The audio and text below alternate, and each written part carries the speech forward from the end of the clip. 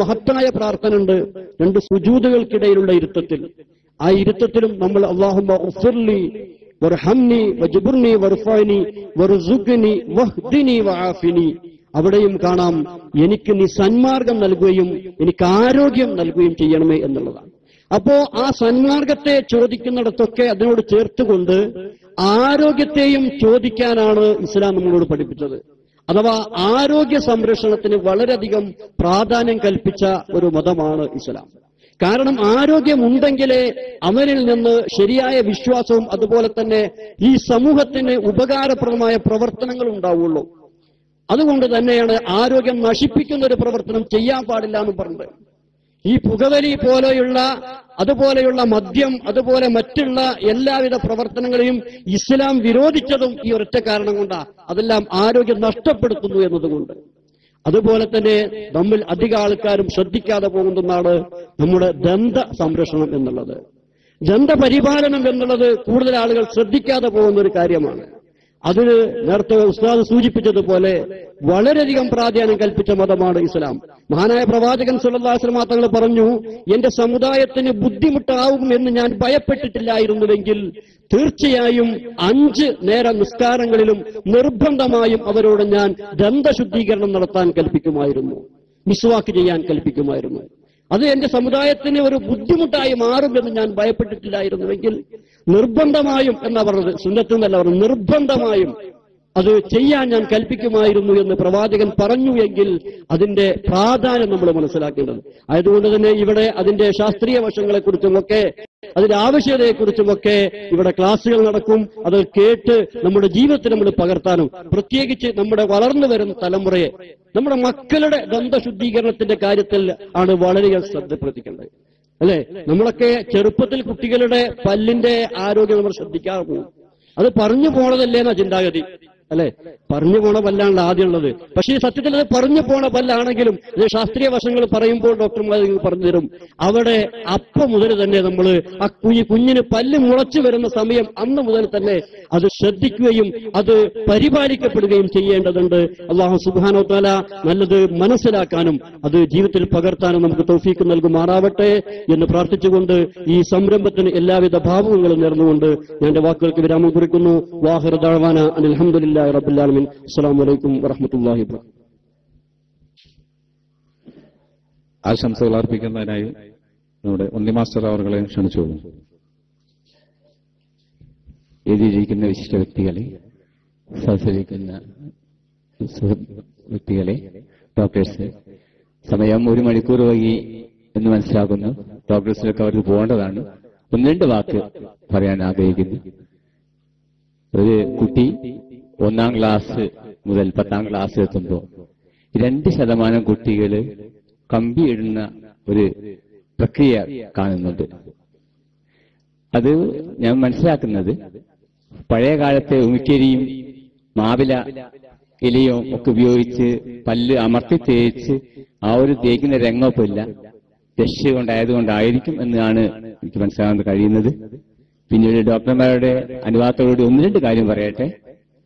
പണ്ട് ഞാനൊക്കെ മനസ്സിലാക്കിയത് ഈ പല്ല് കേടാവുന്നത് പല്ലിന്റെ ഇടയിലൊക്കെ തന്നെ മധുര സാധനങ്ങൾ ഒട്ടിപ്പിടിച്ച് പുഴുവായി അരിച്ചിട്ട് ആയിരുന്നു എന്നാണ് മനസ്സിലാക്കിയത്. പക്ഷെ പിന്നീടാണ് പല ക്ലാസ്സുകളിൽ പങ്കെടുത്തപ്പോഴാണ് മനസ്സിലായത് നമ്മള് മിഠായി അല്ലെങ്കിൽ മധുരം കഴിക്കുമ്പോൾ ആ മധുരം ദഹിക്കണമെങ്കിൽ കാൽസ്യം വേണം. ഞാൻ ഡോക്ടറോട് സമ്മതമായിട്ടുണ്ട്. ഈ പറയുമ്പോൾ ആധികാരികമായിട്ട് അവർ പറയും. അപ്പോ ഈ കാൽസ്യം, ഈ മധുരം ദഹിപ്പിക്കാനുള്ള കാൽസ്യം ശരീരത്തിൽ നിന്ന് എടുക്കണം. അതല്ലെങ്കിൽ നമ്മൾ ഒരു മിഠായി തിന്നുമ്പോൾ ഒരു കാൽസ്യം ഗുളിക കഴിക്കണം. അപ്പൊ കാൽസ്യം ഇല്ലാതെ വരുമ്പോ ഈ മധുരം അല്ലെ ഷുഗർ ദഹിക്കണമെങ്കിൽ ശരീരത്തിൽ നിന്ന് ഏറ്റവും എളുപ്പത്തിൽ കാൽസ്യം എടുക്കാൻ കഴിയുന്ന അത് എല്ലിനേക്കാളും എളുപ്പം പല്ലിൽ നിന്നാണ്. അങ്ങനെ പല്ലിൽ നിന്ന് എടുക്കുമ്പോൾ അവിടെ ഓട്ടയും അതുപോലെ തന്നെ ദ്വാരവും വന്ന് വേദനയൊക്കെ ഉണ്ടാവുമെന്നാണ് പല ക്ലാസ്സുകളിൽ നിന്നും, ടീച്ചേഴ്സിന്റെ ക്ലാസ്സുകളിൽ നിന്നൊക്കെ ഞങ്ങൾ പങ്കെടുക്കുമ്പോൾ എനിക്ക് മനസ്സിലാവുന്നത്. ഇത് ശാസ്ത്രീയപരമായിട്ടല്ല, അതൊക്കെ ഡോക്ടേഴ്സ് പറയും. എന്നാൽ ഈ സമയവേളൊന്നും പറയാൻ വേറെ ഇല്ല. ഈ പരിപാടി ഈ ദ്വാ സംഘാടകരും UAE ചാറ്റും എല്ലാം തന്നെ നടത്തുന്ന ഒരു വേറിട്ട ഒരു പരിപാടിയാണ് ഈ ദന്ത പരിപാലനം എന്ന് മനസ്സിലാക്കുന്നു. ഇത്രയും പറഞ്ഞുകൊണ്ട് നിർത്തുന്നു.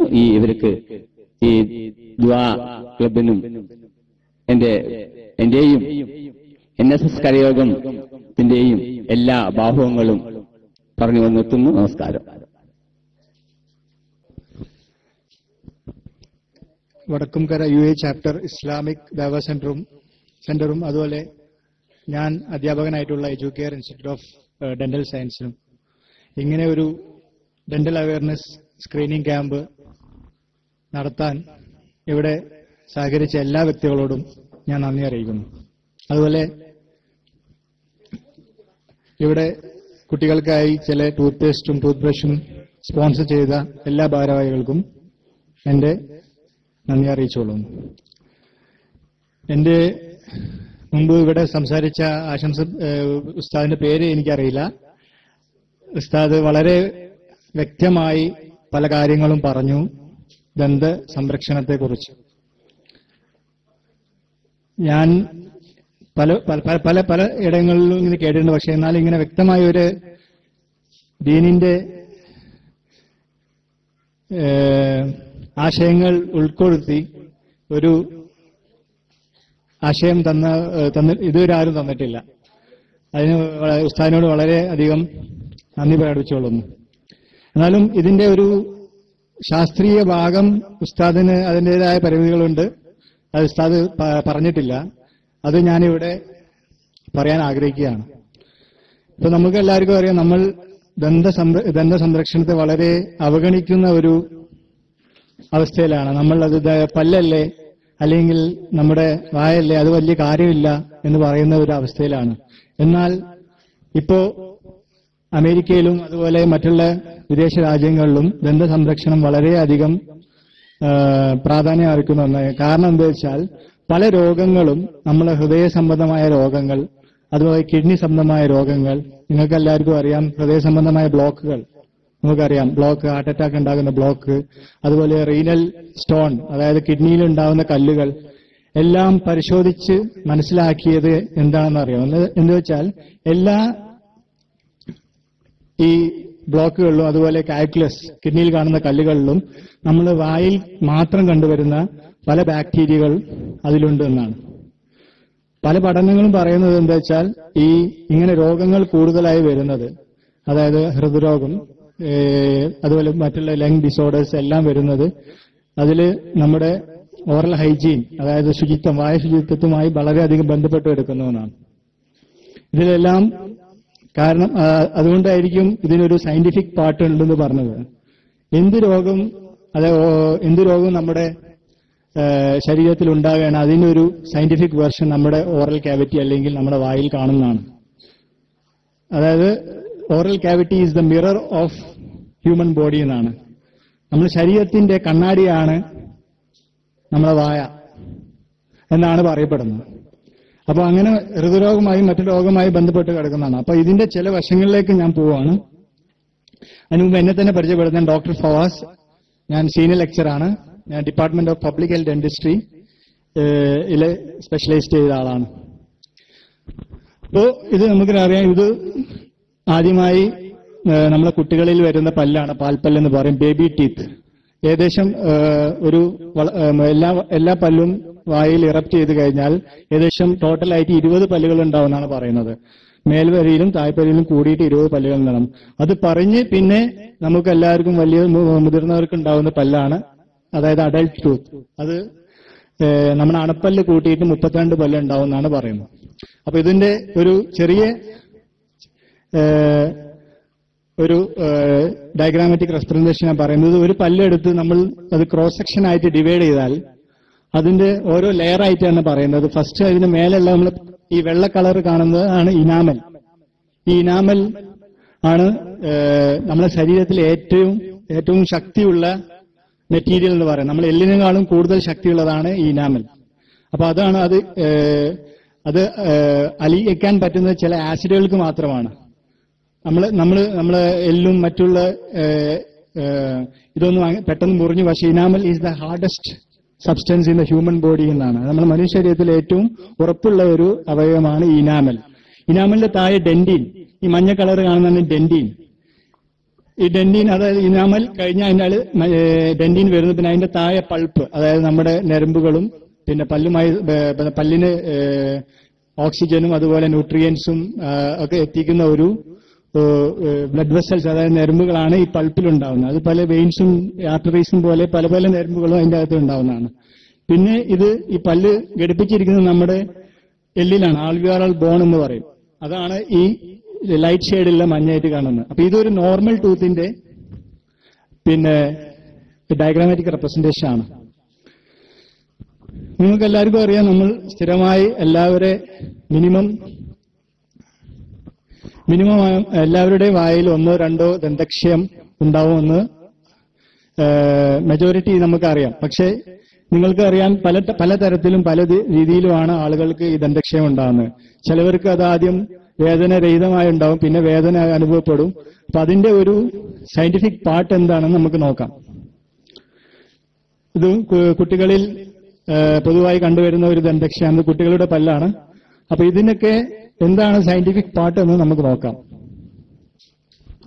ഇതൊരു നോർമൽ പല്ലാണ്. അതായത് ഇതിന്റെ ഈ ഇനാമലിലാണ് ആദ്യം ഈ ദന്തക്ഷയം തുടക്കം കുറിക്കുന്നത് പൊതുവായിട്ട്. അപ്പോ ഇതെങ്ങനെ തുടങ്ങുന്നെന്ന് വെച്ചാല് നമ്മൾ കഴിക്കുന്ന ഭക്ഷണത്തിൽ നിന്നാവാം, അതുപോലെ നമ്മൾ ചെയ്യുന്ന ബ്രഷിംഗ് ഹാബിറ്റ്സ്, അല്ലെങ്കിൽ നമ്മൾ പല്ല് വൃത്തിയാക്കുന്ന ഇതിന് കുറവായതുകൊണ്ടാവാം. അങ്ങനെ പല കാരണങ്ങളും പറയുന്നുണ്ട്. അപ്പൊ ഇതിന്റെ തുടക്കം ഇനാമലിനാണ്.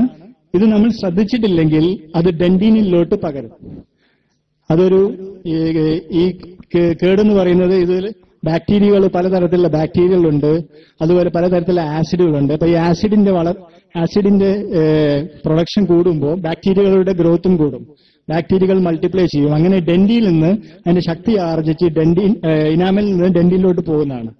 എന്നാൽ ഇനാമൽ ഡെന്റിൽ ഈ കേട് ഡെന്റിലെത്തുമ്പോൾ നമുക്ക് പലർക്കും പുളിപ്പ് അനുഭവപ്പെടും, അല്ലെ? ചെറുതായിട്ട് പുളിപ്പ്, വേദനയില്ലാതെ പുളിപ്പ് അനുഭവപ്പെടും. അത് ഈ ഡെന്റിലെത്തുമ്പോഴാണ് ഇതിന് നമുക്ക് എല്ലാവർക്കും പുളിപ്പ് അനുഭവപ്പെടുന്നത്. അപ്പൊ ഈ ടൈമിലൊക്കെ നമുക്ക് ഇതിനെ ഇല്ലാതാക്കാം.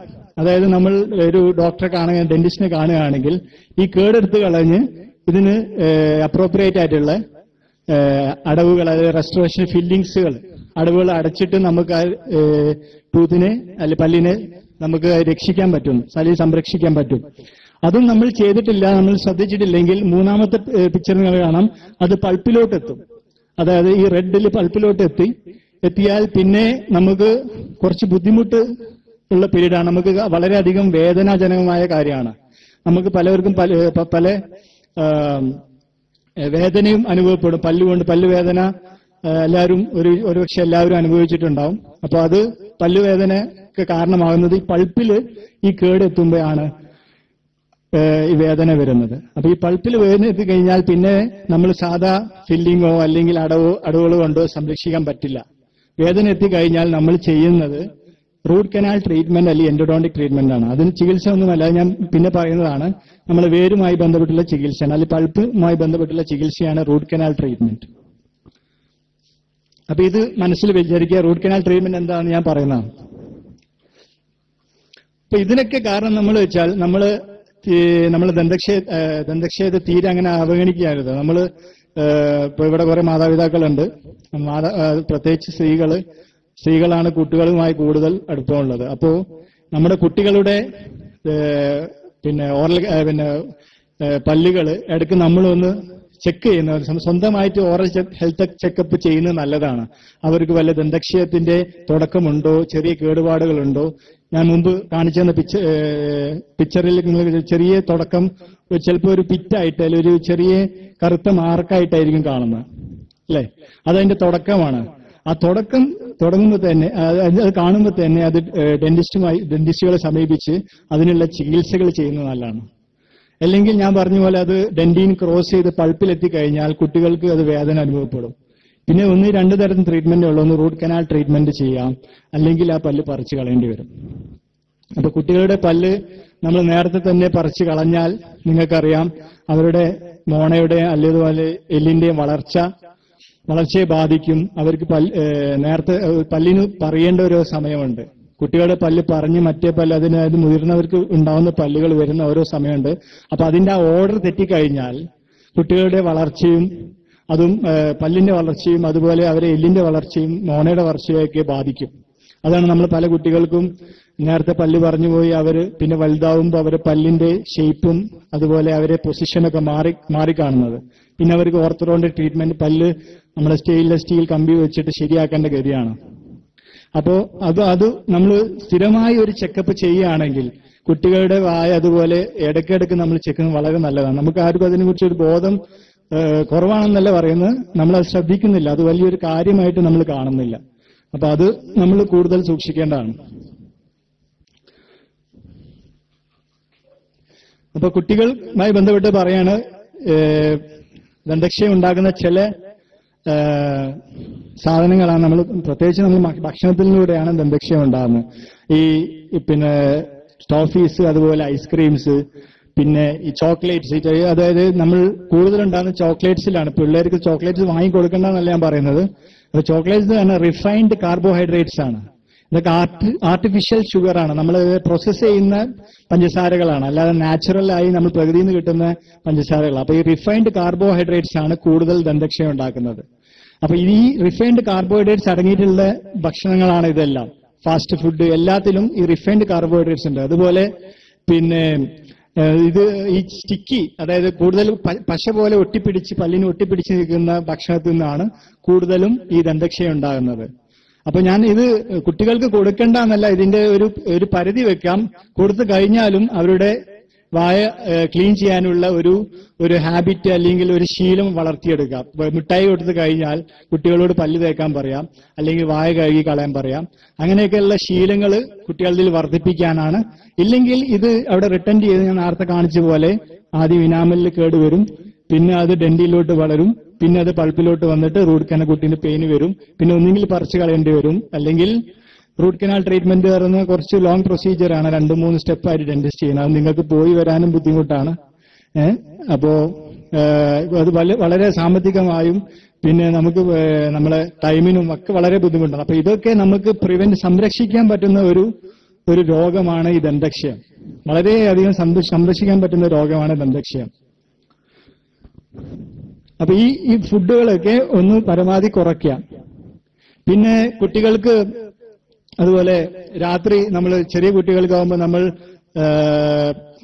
പിന്നെ ബ്രസ്റ്റ് ഫീഡ് ചെയ്യുന്ന കുട്ടികൾക്ക്, ചെറിയ 1-2 വയസ്സ് കുട്ടികൾക്ക്, നമുക്ക് മുലയൂട്ടുന്ന കുട്ടികൾക്ക്, അതുപോലെ പിന്നെ നമ്മൾ നിർത്തുമ്പോൾ പിന്നെ പാൽ കുപ്പിയിൽ നമ്മൾ ജ്യൂസോ അല്ലെങ്കിൽ ഷുഗർ റിഫൈൻഡ് കാർബോഹൈഡ്രേറ്റ്സ് കൊടുക്കുന്നത് ശ്രദ്ധിക്കുക. അത് അവര് കിടന്നുറങ്ങുമ്പോൾ അത് വെച്ചിട്ടാണ് കിടന്നുറങ്ങുന്നത്. പാൽക്കുപ്പി വായിൽ വെച്ചിട്ടാണ് അവർ കിടന്നുറങ്ങുന്നത്. അപ്പൊ അത് കിടന്നുറങ്ങുമ്പോഴും ഇത് ഈ ദന്തക്ഷയം കൂടുതലായിട്ട് കണ്ടുവരുന്ന ഒരു ഇത് കാണുന്നുണ്ട് അതില്. അപ്പൊ അതും ഒന്ന് സൂക്ഷിക്കുക. കുട്ടികൾക്ക് അത് കൊടുക്കുന്നതിൽ തെറ്റില്ല, പക്ഷെ അത് കൊടുത്തു കഴിഞ്ഞ ശേഷം ഞാൻ പറഞ്ഞ പോലെ വായ സംരക്ഷണത്തിനുള്ള കാര്യങ്ങൾ ചെയ്യാം. അതുപോലെ പല്ല് ക്ലീൻ ചെയ്യിപ്പിക്കാം, അല്ലെങ്കിൽ അവരെ വായ പിന്നെ റിൻസ് ചെയ്യിപ്പിക്കാം, വെള്ളം കൊണ്ടോ അല്ലെങ്കിൽ മറ്റുള്ളത് കൊണ്ടോ റിൻസ് ചെയ്യിപ്പിച്ച് ക്ലീൻ ആക്കേണ്ടതാണ്. അപ്പൊ അതൊക്കെ ഒന്ന് സൂക്ഷിക്കുക. ഇനി അടുത്ത് നമുക്ക് പിന്നെ സാധാരണയായി കണ്ടുവരുന്ന ഒരു ഇതാണ്, ഇതിന് ഡെന്റൽ കാൽക്കുലസ് എന്നാണ് പറയുന്നത്. ഈ മഞ്ഞ കളർ പല്ലിന്റെ ചുറ്റും കെട്ടിക്കിടക്കുന്ന ഡെന്റൽ കാൽക്കുലസ്. ഇതുപോലത്തെ കാൽക്കുലസ് ആണ് നമ്മൾ കിഡ്നി സ്റ്റോണിലും കണ്ടുവരുന്നത്. നമ്മളെ കിഡ്നി സ്റ്റോണിൽ നിങ്ങൾക്ക് കിഡ്നി സ്റ്റോൺ സ്ഥിരമായിട്ട് നമുക്ക് ആൾക്കാർക്ക് കാണാം. അപ്പൊ ഇതേപോലെ ഒരു കാൽക്കുലസ്, റീനൽ കാൽക്കുലൈ എന്നാണ് കിഡ്നി സ്റ്റോൺ എന്ന് പറയാം. ഇത് ഡെന്റൽ കാൽക്കുലസ് ആണ്. ഇതിന് കുറച്ച് ബ്ലഡും കുറച്ച് കോമ്പോണൻസ് കൂടിയിട്ടാണ് റീനൽ കാൽക്കുലസ് ആവുന്നത്. അപ്പൊ പല പഠനങ്ങളും പറയുന്നത് ഇതും ഈ ഡെന്റൽ കാൽക്കുലസിന്റെയും അതുപോലെ റീനൽ കാൽക്കുലസിന്റെയും കോമ്പോസിഷൻ ഏകദേശം 80% ശരിയാണെന്നാണ്. 80% ഏകദേശം ശരിയാണെന്നാണ്. അപ്പോ ഇത് അറിയാം, നിങ്ങൾക്കറിയാം ഡെന്റൽ കാൽക്കുലസ്. അപ്പൊ നമ്മൾ സാധാരണ പല്ല് ക്ലീൻ ചെയ്യാൻ ഡെന്റിസ്റ്റിന്റെ അടുത്ത് പോകാറുണ്ട്. അപ്പോ പലർക്കും ഉള്ള ഒരു സംശയം അല്ലെങ്കിൽ സംശയം എന്താ വെച്ചാൽ, നമ്മൾ പല്ല് ക്ലീൻ ചെയ്യുമ്പോൾ പല്ലിന്റെ ഇനാമൽ നഷ്ടപ്പെടില്ല എന്നാണ്, അല്ലെ? ഇവിടെയുള്ള ഒരു 80% ആൾക്കാരും തെറ്റിദ്ധരിച്ചിട്ടുള്ള ഒരു കാര്യമാണ് പല്ലിന്റെ ഇനാമൽ. ശരിയായി പറയുകയാണെങ്കിൽ പല്ലിന്റെ ഇനാമലിന് നമ്മൾ ഒന്നും ചെയ്യുന്നില്ല. പല്ലിന്റെ ഇനാമൽ നേരത്തെ പറഞ്ഞ പോലെ ബോഡിയിലെ നമ്മുടെ ശരീരത്തിൽ ഏറ്റവും പിന്നെ ശക്തിയായ സ്ട്രോങ് ആയിട്ടുള്ള ഒരു മെറ്റീരിയലാണ്. അപ്പൊ ഒരു എല്ലും ഒരു പല്ലും വെക്കുകയാണെങ്കിൽ നമ്മൾ ഒരേ ഫോഴ്സ് കൊടുക്കുകയാണെങ്കിൽ ചിലപ്പോൾ എല്ലും മുറിഞ്ഞു പോകും, പല്ലും മുറിഞ്ഞു പോകില്ല. അപ്പൊ അത്രയും ഒരു ഹാർഡായിട്ടുള്ള ഒരു സബ്സ്റ്റന്റ് ആണ് ഇനാമൽ. അപ്പൊ ഇനാമലിനെ എടുത്തു കളയണമെങ്കിൽ അതിന്റെ ഡ്രില്ലിംഗ് മെഷീൻസ് അതൊക്കെ വേണം. നമ്മൾ ക്ലീൻ ചെയ്യുന്ന മെഷീൻസ് തന്നെ അൾട്രാസോണിക് ഡിവൈസസ് ആണ്, അതിന് അത്ര ശക്തിയില്ല. അപ്പൊ അത് ചെയ്യുന്നത് എന്താ വെച്ചാൽ നമ്മുടെ പല്ലിന് ചുറ്റുമുള്ള ഈ ഡെന്റൽ കാൽക്കുലസ് ആണ് എടുത്തു കളയുന്നത്. എന്തിനാണ് ഈ ഡെന്റൽ ക്ലാസസ് എടുത്തു കളയുന്നത്? ഈ ഡെന്റൽ കാൽക്കുലസിന്റെ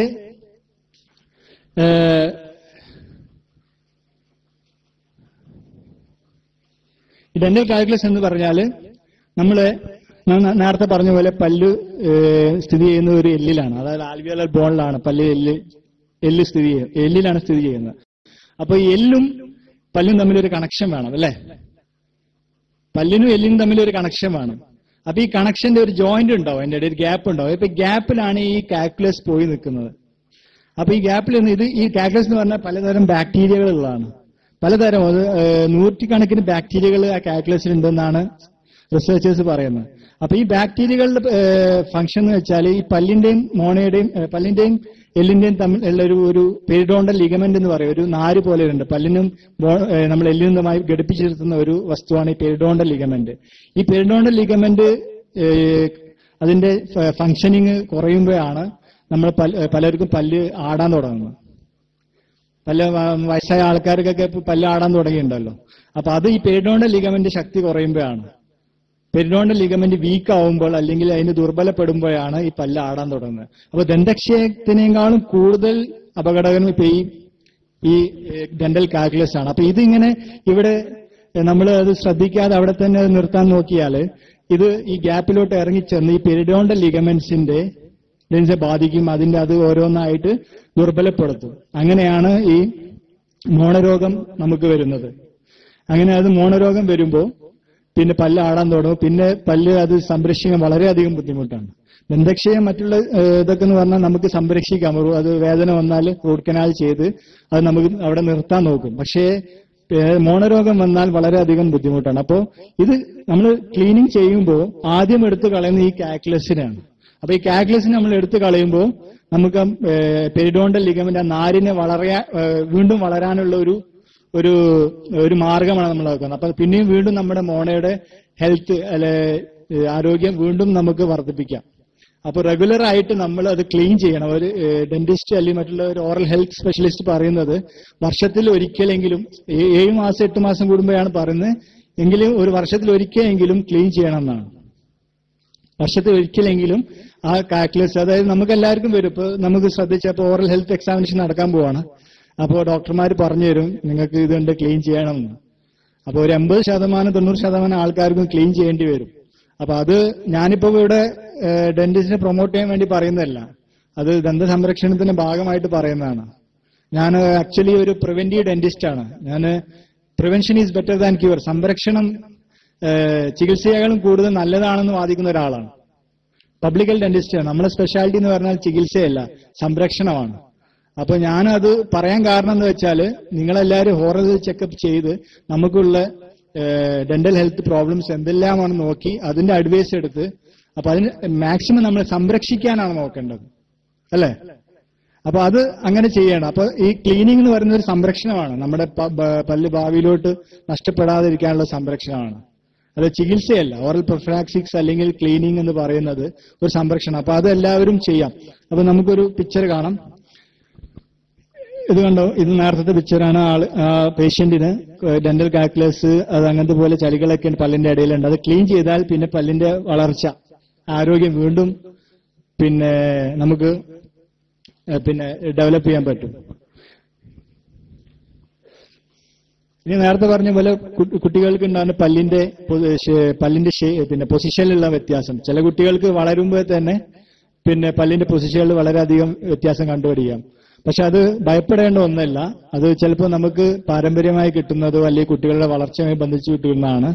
അപ്പൊ അതിന്റെ വളർച്ച, പല്ലിന്റെ എല്ലാ വളർച്ചയും കഴിഞ്ഞതിന് ശേഷം അതിന്റെ ചികിത്സ ചെയ്യേണ്ടതാണ്. അതിനും ഭയപ്പെടേണ്ട ഒന്നുമില്ല. കുട്ടികൾക്ക് ഒരു 14-15 വയസ്സ് വരെ പല പല്ലിന്റെ ഷേപ്പിലും പൊസിഷനിലും ഒക്കെ വ്യത്യാസം വരാം. അപ്പൊ അത് വളർച്ച കഴിഞ്ഞിട്ട് ശേഷം ഡോക്ടറുമായി ബന്ധപ്പെട്ട്, ഒരു ഓർത്തോഡോണ്ടിസ്റ്റുമായി ബന്ധപ്പെട്ട് ഒരു അഡ്വൈസ് എടുക്കുന്നത് നല്ലതാണ്. അപ്പൊ അവര് പറയും ഇതെന്തുകൊണ്ടാണ് വന്നത്, അപ്പൊ അതിനുള്ള ചികിത്സ ചെയ്യാം. ചിലപ്പോൾ അത് ഫിക്സ്ഡ് ഓർത്തോഡോണ്ടിക്സ് സ്റ്റെയിൻലെസ് സ്റ്റീൽ കമ്പി പോലെയുള്ള ഇട്ടിട്ട് ചെയ്യേണ്ടി വരും. ചിലപ്പോൾ ചില ഹാബിറ്റ്സ് അല്ലാതെ ശീലങ്ങളുണ്ടാവും കുട്ടികൾക്ക്, വായിൽ കൈയിടുകയോ അതുപോലെ പിന്നെ നാക്ക് കടിക്കുകയോ അങ്ങനത്തെ പല ഹാബിറ്റ്സ്, അതുകൊണ്ടും ഇങ്ങനത്തെ ഒരു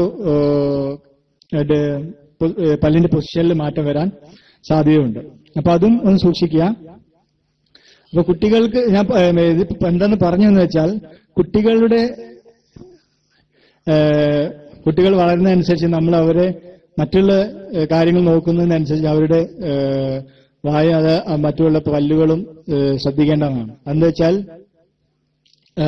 കുട്ടികൾ ഭാവിയിൽ ഈ ഒരു പ്രായം കഴിഞ്ഞാൽ ദന്തക്ഷയത്തിന് വളരെയധികം പ്രസക്തിയില്ല. അതിനു മുമ്പ് നമ്മൾ അതിനുള്ള പ്രിവെന്റീവ് സംരക്ഷണം കൊടുത്തു കഴിഞ്ഞാൽ ഒരു പ്രായം വരെ അല്ലെ ഒരു 45-50 വയസ്സ് വരെ കുട്ടികളുടെ പല്ലിന്, കുട്ടികളുടെ അല്ല മുതിർന്നവരുടെ പല്ലിന് പിന്നെ ഇങ്ങനത്തെ പല രോഗങ്ങളും കുറയ്ക്കാൻ പറ്റുമെന്നാണ് പഠനങ്ങൾ പറയുന്നത്. അപ്പൊ അത് സൂക്ഷിക്കുക. ബ്രഷ് ചെയ്യേണ്ട രീതികൾ പലതും ഉണ്ട്. 14 ടെക്നിക്ക് ഉണ്ട്. അപ്പൊ ഓരോരുത്തർക്കും ഓരോ ടെക്നിക്കാണ്. അപ്പോൾ നിങ്ങൾക്ക് വേണ്ട ടെക്നിക്ക് എന്തെന്ന് വെച്ചാൽ ഡോക്ടർ പറഞ്ഞുതരും. എല്ലാ ടെക്നിക്കും ഇവിടെ വിശദീകരിച്ചാൽ ചിലപ്പോൾ നിങ്ങൾക്ക് ഉൾക്കൊള്ളാൻ പറ്റില്ല, എനിക്ക് പിന്നെ മറ്റുള്ളവർക്ക് ഉൾക്കൊള്ളാൻ പറ്റില്ല അല്ലെ. ഓരോ അസുഖത്തിനും ഓരോ ടെക്നിക്ക് ബ്രഷിംഗ് ഉണ്ട്. അപ്പൊ നമ്മൾ സ്ഥിരമായിട്ട് എല്ലാവരും ഓരോ ടെക്നിക്കൊക്കെ ഉപയോഗിക്കുന്നത് അല്ലെ. 14-15 ടെക്നിക്ക് ബ്രഷിംഗ് ഉണ്ട്. അപ്പൊ അതിന് ഓരോ പൊസിഷൻ, ഓരോ ഇതും, അപ്പോ ഓരോ മെത്തേഡും ആണ്. അപ്പൊ അത് നമ്മൾ എന്താണെന്ന് വെച്ചാൽ ഡോക്ടറെ സമീപിച്ചിട്ട് നമ്മുടെ രോഗം എന്താണെന്ന് ആദ്യം മനസ്സിലാക്കുക. മോണയുമായി ബന്ധപ്പെട്ട രോഗമാണോ, പല്ലുമായി ബന്ധപ്പെട്ട രോഗമാണോ, അതിനനുസരിച്ചുള്ള ബ്രഷിംഗ് ടെക്നിക്സ് ഓരോ ഡെന്റിസ്റ്റും നിങ്ങൾക്ക് പറഞ്ഞു തരും ഇങ്ങനെ ചെയ്യണം. അപ്പൊ അത് തന്നെ പ്രാക്ടീസ് ചെയ്ത് കഴിഞ്ഞാൽ പിന്നെ നമ്മളുടെ രോഗത്തിനുള്ള ഒരു ചികിത്സയും കൂടിയാണ് ഈ ബ്രഷിംഗ് ടെക്നിക്ക് അല്ലെങ്കിൽ ബ്രഷിംഗ് ചെയ്യുന്ന മെത്തേഡ്. അപ്പൊ ഇതുപോലൊക്കെ ചെയ്തു കഴിഞ്ഞാൽ ഇതുപോലത്തെ ഒരു പുഞ്ചിരി, നല്ല വെളുത്ത നമുക്ക് പുഞ്ചിരിക്കാൻ പറ്റുന്ന ഒരു പല്ല് കിട്ടും എന്ന് ഞാൻ ഉറപ്പ് വരുന്നില്ല. എന്നാലും നമുക്ക് സംരക്ഷിച്ചു തുടങ്ങിയാൽ, അതായത് ഞാൻ നേരത്തെ പറഞ്ഞ പോലെ കുട്ടികളെ പല്ല് സംരക്ഷിച്ച് അവരെ എല്ലാ കാര്യങ്ങളും കറക്റ്റായിട്ടുള്ള കാര്യങ്ങൾ നോക്കിക്കഴിഞ്ഞാൽ ഒരു പക്ഷേ നമുക്ക് നല്ലൊരു പിന്നെ ദന്ത ആരോഗ്യം കിട്ടുമെന്നാണ് പ്രതീക്ഷിക്കുന്നത്. നിങ്ങൾക്ക് എന്തെങ്കിലും സംശയം ഉണ്ടെങ്കിൽ എനിക്ക് എന്നോട് ചോദിക്കാം. എന്ത് സംശയം, ഇതിപ്പോ ഞാൻ മാത്രം പറയുന്നു, നിങ്ങൾക്ക് പല സംശയങ്ങളും ഉണ്ടാവും. അപ്പൊ പല സംശയങ്ങളും ഉണ്ടെങ്കിൽ എന്നോട് ചോദിക്കാം. അതിനുള്ള ഉത്തരം എനിക്കറിയാവുന്നത് ഞാൻ പറഞ്ഞുതരാം. അപ്പൊ ഉസ്താദിന്റെ ചോദ്യം ബ്രഷ് സോഫ്റ്റ് ആണോ ഹാർഡാണോ നല്ലതെന്നാണ്. ബ്രഷുകൾ പലതരത്തിലുണ്ട്. ബ്രഷ് സോഫ്റ്റ് ഹാർഡ് എന്ന് പറയുന്നത് അതിന്റെ ബ്രിസിൽസ് ആണ്. ആ നാരുകള് ക്ലാസിഫൈ ചെയ്തിട്ടാണ്, നോക്കിയിട്ടാണ് അതിന്റെ സോഫ്റ്റ്നെസ്സും ഹാർഡ്നെസ്സും പറയുന്നത്. അപ്പൊ പല സോഫ്റ്റ് ഉണ്ട്, മീഡിയം ഉണ്ട്, ഹാർഡ് ഉണ്ട്. അപ്പോ അതുപോലെ നേരത്തെ പറഞ്ഞ ബ്രഷിംഗ് ടെക്നിക്സ് പറഞ്ഞല്ലോ, പലർക്കും പല ടെക്നിക്കാണെന്ന്. അപ്പൊ ഓരോരുത്തരെ മോണയുടെ ഹെൽത്ത് ആരോഗ്യം നോക്കിയിട്ടാണ് നമ്മുടെ ബ്രഷിന്റെ ഇത് നിശ്ചയം. നോർമലായിട്ട് ഒരാൾക്ക് മീഡിയം ബ്രഷ് മതി, മീഡിയം അല്ലെങ്കിൽ സോഫ്റ്റ് മതി. നോർമലായ ആരോഗ്യം ദന്തക്ഷയത്തിനും ഒന്നും കുഴപ്പമൊന്നും ഇല്ലെങ്കിൽ, നമ്മളെ മോണരോഗം ഹാപ്പിയാണ്, അത് നോർമൽ ആണെങ്കിൽ മീഡിയം അല്ലെങ്കിൽ സോഫ്റ്റ് ഉപയോഗിക്കാം. ഹാർഡ് ബ്രഷ് എന്ന് പറയുന്നത് പൊതുവെ ആരും റെക്കമെൻഡ് ചെയ്യാറില്ല. അത് കൂടുതൽ നമ്മൾ പല്ല് തേഞ്ഞു പോകാൻ, അതിന്റെ ബ്രിസിൽസ് കൂടുതൽ തേഞ്ഞു പോകാനുള്ള കാരണങ്ങളാണ്. അപ്പൊ വളരെ എന്താ പറയാ, വളരെ അധികം പിന്നെ ചില സാഹചര്യങ്ങളിൽ മാത്രമാണ് ഹാർഡ് ബ്രിസിൽസ് നമ്മൾ ഉപയോഗിക്കാറ്, അല്ലെങ്കിൽ ഹാർഡ് ബ്രഷ് ഉപയോഗിക്കുക. സോഫ്റ്റ് അല്ല മീഡിയം ഏതെങ്കിലും ഉപയോഗിക്കുന്നത് നല്ലതാണ്. മീഡിയം ആണെങ്കിൽ നമുക്ക് സോഫ്റ്റ് ഉപയോഗിക്കുന്നത് പല്ലി ഇതുപോലെ മോണരോഗങ്ങൾ വളരെയധികം, അതായത് മോണ കുറച്ച് പല്ലിന്റെ മാർജിൻ ഇറങ്ങിപ്പോയ സാഹചര്യത്തിലൊക്കെ ഡെന്റിസ്റ്റ് അത് സോഫ്റ്റ് ബ്രഷ് ഉപയോഗിക്കാൻ പറയാറുണ്ട്. അതുപോലെ മോണയുടെ സർജറി കഴിയും ചിലവർക്ക്. ഈ ഡെന്റൽ കാൽക്കുലസ് ഇറങ്ങി അതുപോലെ മോണരോഗം വന്ന് പല്ലിന് ആട്ടം വന്നു തുടങ്ങിയാൽ പിന്നെ സർജറിയാണ് അതിന്റെ പിന്നെ ചികിത്സ. അപ്പൊ സർജറി കഴിഞ്ഞു കഴിഞ്ഞാൽ ബ്രഷ് ഏതായാലും ചെയ്യണം. അപ്പൊ ബ്രഷ് ചെയ്യേണ്ട അവസ്ഥ വരുമ്പോൾ സോഫ്റ്റ് ബ്രിസിൽസ് ഉപയോഗിക്കേണ്ടതാണ്. അപ്പൊ മീഡിയം ബ്രിസിൽസ് ഉപയോഗിക്കുന്നതാണ് നോർമൽ അവസ്ഥയിൽ നല്ലത്. അതായത് പൊതുവായ മീഡിയം ബ്രിസിൽസ് ഉപയോഗിക്കുന്നതാണ് നല്ലത്. സോഫ്റ്റ് ആയാലും കുഴപ്പമില്ല. സോഫ്റ്റ് സാധാരണ ഉപയോഗിക്കുന്നത് സർജറി കഴിഞ്ഞവിടെ മോണയുമായി മറ്റ് സർജറിയുമായി ബന്ധപ്പെട്ട് ഉപയോഗിക്കുന്നതാണ് സോഫ്റ്റ് ബ്രിസിൽസ്. വേറെ എന്തെങ്കിലും ഉണ്ടോ? നമ്മൾ എത്ര മിനിറ്റ് പല്ല് തേക്കണം എന്നാണ് വേറെ ഒരു ക്വസ്റ്റ്യൻ. അപ്പോ അത് ഞാൻ പറഞ്ഞ പോലെ ശരിക്കും നമ്മൾ അപ്രോക്സിമേറ്റ് പറയുകയാണെങ്കിൽ ഓരോ ഭാഗം പല്ലിനെ 4 5 6 ഡിവൈഡ് ചെയ്യാം. അപ്പൊ 6 ഡിവൈഡ് ചെയ്യുമ്പോൾ നമ്മൾ പല്ലിന്റെ ഒരു ഭാഗം മേൽവരിയിലെ വലത്തെ ഭാഗം 1, മേൽവരിയിലെ വലത്തെ ഭാഗം ഇടത്തെ ഭാഗം 2, അങ്ങനെ ആയിട്ടാണ്. അപ്പൊ 4 ഡിവൈഡ് ചെയ്യുകയാണെങ്കിൽ നമ്മുടെ ബ്രഷിന്റെ ബ്രിസിൽസിന് നമ്മൾ നോക്കാമല്ലോ അല്ലെ, ആ ബ്രിസിൽസിന് എത്ര പാർട്ട് കവർ ചെയ്യാൻ പറ്റും ഒരു പൊസിഷനിൽ. ആ പൊസിഷനിൽ മിനിമം 3 മിനിറ്റ് തേക്കണമെന്നാണ്. പല്ലിന് എടുക്കുകയാണെങ്കിൽ 3 ഭാഗങ്ങളാണ്. ഒന്ന് ഈ ഭാഗം, അതിന്റെ പിന്നില്, പിന്നെ അതിന്റെ ഈ ഒക്ലൂഷ്യൽ, അതായത് നമ്മൾ കടിക്കുന്ന ഭാഗം, അതിന് 3 ഡിവൈഡ് ചെയ്യാം. അപ്പൊ 3 സ്ഥലത്തും 3 മിനിറ്റ് തേക്കണം എന്നാണ് ഐഡിയലി പറയുന്നത്. പക്ഷെ അതിനാർക്കും സമയം കിട്ടാറില്ല അല്ലെ. 3x3 നോക്കി ആരോഗ്യം എത്ര 10-20 മിനിറ്റ് തേക്കേണ്ടി വരും. 10-20 മിനിറ്റ് തേക്കുന്ന ആരും എവിടെ ഉണ്ടാവും എനിക്ക് തോന്നുന്നില്ല അല്ലേ. അപ്പോ 3 ഐഡിയൽ. 1 മിനിറ്റോ 2 മിനിറ്റോ ഒക്കെ തേക്കുന്നവരുണ്ട്. അപ്പൊ ഓരോരുത്തരെ ഇതനുസരിച്ചാണ്. ഐഡിയലി 3 മിനിറ്റ് ആണ്. ഒരു ഭാഗത്ത് 3 മിനിറ്റ് കവർ ചെയ്യണം എന്നാണ്. അത് ഓരോ മിനിറ്റ് ഇവിടെയും 1 മിനിറ്റ് ഇവിടെ 1 മിനിറ്റ് നോക്കിയാൽ മതി. അപ്പോൾ അത് അതിന്റെ രീതിയും പിന്നെ അതിൽ ഞാൻ പറഞ്ഞ പോലെ ടെക്നിക്കും വ്യത്യാസമുണ്ട്. ഓരോ ടെക്നിക്ക് ചിലപ്പോൾ കൂടുതലായിട്ട് ചെയ്യാൻ പറയുന്നുണ്ട്. അപ്പൊ നിങ്ങൾ ചെയ്യേണ്ടത് വെച്ചാൽ ഡെന്റിസ്റ്റുമായി സമീപിച്ച് അവർ പറഞ്ഞു തരുന്ന ടെക്നിക്ക്, അവർ പറയുന്ന സമയം, അത് കണക്കിലെടുത്തിട്ട് ചെയ്യുന്നതാണ്. വേറെ എന്തെങ്കിലും?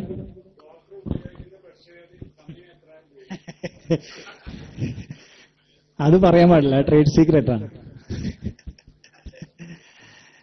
ഞാന് സത്യം പറഞ്ഞാൽ ഇതൊന്നും ഫോളോ ചെയ്യില്ല. അല്ലാന്ന് വെച്ചാൽ എന്റെ പല്ലിന് അധികം ഇതുവരെ ഒരു പ്രശ്നമില്ല.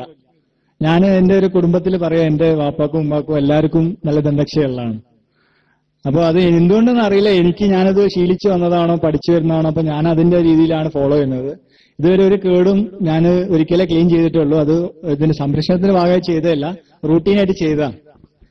അത് ഞാൻ ഇതുവരെ ഒരു ചികിത്സയും ചെയ്തിട്ടില്ല. അപ്പൊ എന്റെ സംബന്ധം എന്നെ നോക്കണ ഡോക്ടർമാർ എന്താണോ പറയുന്നത് അത് നിങ്ങൾക്ക് വേണ്ടി പറയുന്നതാണ്. ഓരോരുത്തർക്കും ഓരോ ചികിത്സയല്ലേ, എനിക്കുള്ള ചികിത്സയല്ലേ നിങ്ങൾക്ക്. അപ്പൊ ഞാൻ മീഡിയം ബ്രഷാണ് ഉപയോഗിക്കുന്നത് വേണമെങ്കിൽ പറയാം. ടൂത്ത് പല ടൂത്ത് പേസ്റ്റ് ഉപയോഗിക്കാറുണ്ട്. കൂടുതലും ഞാൻ ഗോൾഗേറ്റ് ആണ് ഉപയോഗിക്കുന്നത്. ഞാൻ പിന്നെ ഗോൾഗേറ്റിനെ കുറിച്ച് പുകഴ്ത്തി പറഞ്ഞാൽ അത് വേറെ അർത്ഥത്തിലാവും, അപ്പൊ അതൊന്നും പറയുന്നില്ല. പിന്നെ കുട്ടികൾക്ക് വേണമെങ്കിൽ നമുക്ക് ഫ്ലൂറൈഡ് കണ്ടന്റ്, ഫ്ലൂറൈഡ് എന്ന് പറഞ്ഞ ഒരു എലമെന്റ് ഉണ്ട്, ഫ്ലൂറൈഡ്. ഇപ്പൊ ഇറങ്ങുന്ന ടൂത്ത് പേസ്റ്റുകൾ ഫ്ലൂറൈഡ് ആഡഡ് ടൂത്ത് പേസ്റ്റ് എന്ന് നമുക്ക് ചിലപ്പോൾ ബ്രാൻഡിൽ നോക്കിയാൽ കാണാം. ഗോൾഗേറ്റിലുണ്ട്, മറ്റുള്ള പല ടൂത്ത് പേസ്റ്റിലുണ്ട്. ഈ ഫ്ലൂറൈഡ് എന്ന് പറഞ്ഞാൽ ദന്തക്ഷയം സംരക്ഷിക്കുന്ന ഒരു എലമെന്റ് ആണ്. നേരത്തെ ഒരാൾ കാൽഷ്യത്തെ കുറിച്ച് പറഞ്ഞു. കാൽഷ്യം അല്ല, അത് ഫ്ലൂറൈഡ് ആണ്. കാൽഷ്യം എന്നാണ് പല്ലിലുള്ളതാണ്. ഇപ്പൊ പരസ്യത്തിൽ കാണാം കാൽഷ്യം ഡെപ്പോസിറ്റ് വരും, മറ്റേത് വരും എന്നൊക്കെ. പക്ഷെ അത് ശരിക്കും സയന്റിഫിക്കലി റോങ് ആണ്. ഈ ഫ്ലൂറൈഡ് എന്ന എലമെന്റ് ആണ് ഇത് നമ്മുടെ ദന്തക്ഷയമായി ദന്തക്ഷയം ഇല്ലാതാക്കുന്നത്. അത് പ്രത്യേകിച്ച് മുതിർന്നവർ അത് വളരെ അതിന്റെ സംരക്ഷണം വളരെ കുറവാണ്. നേരെ മറിച്ച് അത് ചെറിയ കുട്ടികളിൽ അല്ലെങ്കിൽ പല്ല് ഡെവലപ്പ് ചെയ്യുന്ന ടൈമിൽ, പല്ല് വളർന്നു വരുന്ന ടൈമിൽ, അതിന് പല്ല് നമ്മുടെ വായിലോട്ട് മുളച്ചു വന്നാലും അത് പിന്നെ അതിന്റെ ഉള്ളിൽ കിടന്നൊരു വളർച്ചയുണ്ട്, മെച്ചുറേഷൻ എന്ന് പറയും. ആ ടൈമിൽ ഈ ഫ്ലൂറൈഡ് കണ്ടന്റ് ടൂത്ത് പേസ്റ്റ് നമ്മൾ ചെയ്യുകയാണെങ്കിൽ, ബ്രഷ് ചെയ്യുകയാണെങ്കിൽ 50% 60% പിന്നെ കേടുപാടുകൾ കുറയ്ക്കാന്നാണ് പഠനങ്ങൾ പറയുന്നത്. ഫ്ലൂറൈഡ് വേണേൽ നിങ്ങൾക്ക് ഇന്റർനെറ്റ് ഒക്കെ ഉള്ളതാണ്, ഒന്ന് ഗൂഗിൾ സെർച്ച് ചെയ്ത് നോക്കിയാൽ മതി. Fluoride and its relation to dental caries. ദന്തക്ഷയം എന്ന് വെച്ചാൽ അതിന്റെ ഗുണഗണങ്ങൾ പറയും. അപ്പൊ 4-5 ഗുണഗണങ്ങളുണ്ട്. അപ്പൊ അതൊക്കെ കൂടുതലായിട്ട് ഫ്ലൂറൈഡ് കണ്ടന്റ് ടൂത്ത് പേസ്റ്റ് തേക്കുകയാണെങ്കിൽ നല്ലതാണ്. കുറച്ച് എക്സ്പെൻസീവ് ആയിരിക്കും മറ്റുള്ള ടൂത്ത് പേസ്റ്റ്, നോർമൽ ടൂത്ത് പേസ്റ്റിനായിട്ടും. ഫ്ലൂറൈഡ് കണ്ടന്റ് ടൂത്ത് പേസ്റ്റ് വാങ്ങാൻ പറ്റുകയാണെങ്കിൽ അതാണ് നല്ലതെന്നാണ് എന്റെ അഭിപ്രായം. ഒരിക്കലും അല്ലല്ല. അല്ല, പണ്ട് അത് നമ്മള് വായോണ്ട് ബ്രഷ് ചെയ്യുന്നതെന്ന് പറയുന്നത് അതിന്റെ ബ്രഷിന് പല മോർഫോളജി, അതിന്റെ പൊസിഷനിലൊക്കെ നമുക്ക് കാണാം അല്ലേ. ഇവിടെ പിക്ചർ ഇല്ല. ഇതാണ് പല്ലിന്റെ ഇടയും 2 പല്ലിന് തമ്മിലുള്ള സ്പേസിന്റെ ഇടഭാഗവും അതുപോലെ മറ്റുള്ള ഭാഗങ്ങളൊന്നും നമ്മൾ കൈകൊണ്ട് തേച്ചാൽ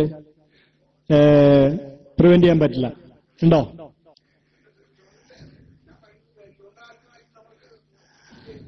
ആ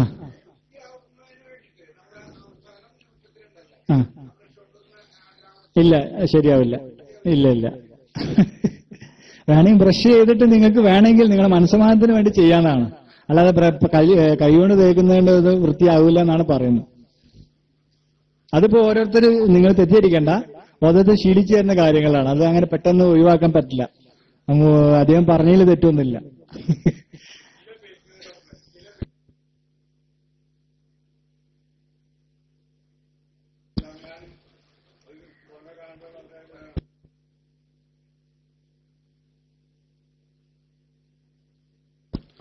അല്ല, രാസപദാർത്ഥം എന്ന് പറഞ്ഞാൽ പല കെമിക്കലും ആഡ് ചെയ്തിട്ടാണ് ടൂത്ത് പേസ്റ്റ് ഉള്ളത്. അതിന്റെ യഥാർത്ഥ ഘടന, ഒരു ടൂത്ത് പേസ്റ്റ് മാർക്കറ്റിലോട്ട് ഇറക്കണമെങ്കിൽ ഇന്ന സാധനങ്ങൾ വേണമെന്നാണ്. അതിനൊരു കോമ്പോസിഷൻ ഉണ്ട്, 10-12 ഘടകങ്ങളുള്ളത്. അപ്പൊ അതിലും കൂടുതലായിട്ട് പല രാസപദാർത്ഥങ്ങളോ അല്ലെങ്കിൽ നമുക്ക് ദോഷം ചെയ്യുന്ന പല എന്തെങ്കിലും ഉണ്ടെങ്കിൽ അത് നമുക്ക് ബയോകെമിക്കൽ ടെസ്റ്റോ ലാബിൽ അയച്ചിട്ട് പറയാൻ പറ്റുള്ളൂ. ഇപ്പൊ ഇന്നലെ നമ്മളെ കേരളത്തിൽ ഒരാഴ്ച മാഗി നിരോധിച്ചിട്ടുണ്ട്. നമ്മൾ എത്ര കാലമായിട്ട് മാഗി ഉപയോഗിക്കുന്നുണ്ട്? അപ്പൊ പിന്നെ അത് ഓരോരുത്തർ ലാബിൽ അയച്ച് ഇത് നോക്കുമ്പോഴാണ് ഇതിന്റെ കണ്ടന്റുകൾ നമുക്ക് മനസ്സിലാവുന്നത്. അതുപോലെ ടൂത്ത് പേസ്റ്റിന്റെ കാര്യങ്ങളും അതുപോലെ തന്നെയാണ് എല്ലാ മാർക്കറ്റിൽ. അപ്പോ ഞാൻ പറഞ്ഞ പോലെ ചില ടൂത്ത് പേസ്റ്റുകളിൽ അബ്രസീവ്സ്, അതായത് നമ്മളെ പല്ല് തേഞ്ഞു പോകുന്ന സാധനങ്ങൾ കൂടുതലാവും. അതാണ് ചില ടൂത്ത് പേസ്റ്റുകൾ ഉപയോഗിക്കുമ്പോൾ നമ്മൾ കൂടുതൽ വെള്ള കളർ കിട്ടുന്നത്. അപ്പൊ അത് ഇനാമൽ നഷ്ടപ്പെടുത്തുകയാണ്. ഇനാമൽ ഇങ്ങനെ നമ്മൾ കണ്ടിന്യൂസ് ആയിട്ട് തേക്കുമ്പോൾ ഇനാമലിന്റെ ഓരോ ലെയർ ആയിട്ട് ഇങ്ങനെ പോകും. അപ്പൊ ഇനാമൽ പോകുമ്പോൾ പിന്നെ വെള്ള കളർ കൂടുതലായിട്ട് വൈറ്റ് ആയിട്ട് വരും. പിന്നെ കുറച്ച് കഴിയുമ്പോൾ അത് മഞ്ഞ കളറായി വരുന്നുണ്ട്. അത് ഈ ഡെന്റി എന്ന് പറഞ്ഞ സംഗതിയില്ലേ നേരത്തെ പറഞ്ഞ, അത് മഞ്ഞയാണ്. അപ്പൊ അത് എക്സ്പോസ് ആയതാണ്. അത് പുറത്തോട്ട് ഇനാമിൽ നഷ്ടപ്പെട്ട് ഡെന്റീൻ കാണുന്നതാണ് ഈ മഞ്ഞ കളറ് വരാൻ കാരണം. അപ്പൊ അതും സൂക്ഷിക്കുക. അബ്രസീവ്സ് അല്ലെങ്കിൽ ഈ സാധനം ഹാർഡ്നെസ് സബ്സ്റ്റൻസ് ഉണ്ടെങ്കിൽ അങ്ങനത്തെ ടൂത്ത് പേസ്റ്റും വാങ്ങേണ്ടതാണ്, ഉപയോഗിക്കരുതെന്നാണ് എന്റെ അഭിപ്രായം. വേറെന്തെങ്കിലും? ഇത് കഴിഞ്ഞിട്ടില്ല, ഇനിയും സ്ലൈഡ്സ് വരുന്നുണ്ട്.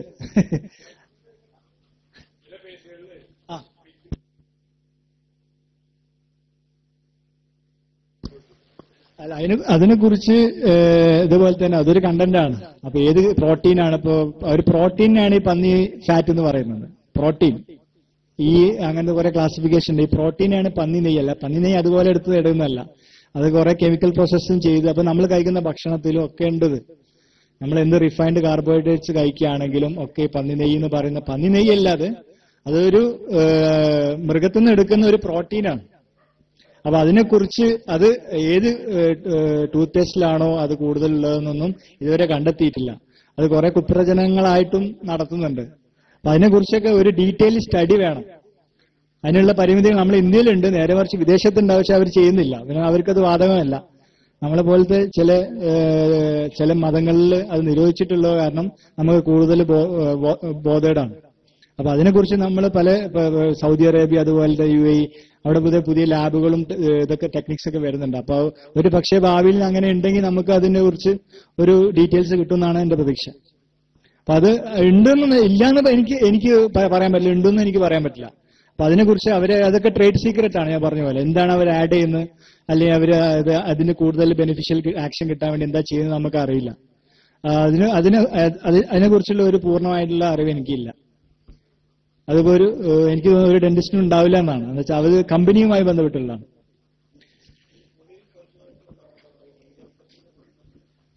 നീരിറക്കത്തിന്റെ പ്രശ്നം അത് ശരിക്കും സൈനസൈറ്റിസ് എന്നാണ് പറയുന്നത്. ചില ടൈമിൽ നമുക്ക് ദന്തക്ഷയം വരും. ദന്തക്ഷയം വരുമ്പോൾ നമ്മുടെ ഇതുപോലെ നമ്മൾ അത് നോക്കാതെ ഇരുന്നാല് നമ്മളെ മോണയിലോട്ട് പൾപ്പിലോട്ട് വന്ന് പിന്നെ എല്ലിലോട്ട് എത്തും. ഞരമ്പിലെത്തി കഴിഞ്ഞാൽ ഇവിടെ വീക്കൊക്കെ വരും നമുക്ക് കാണാം.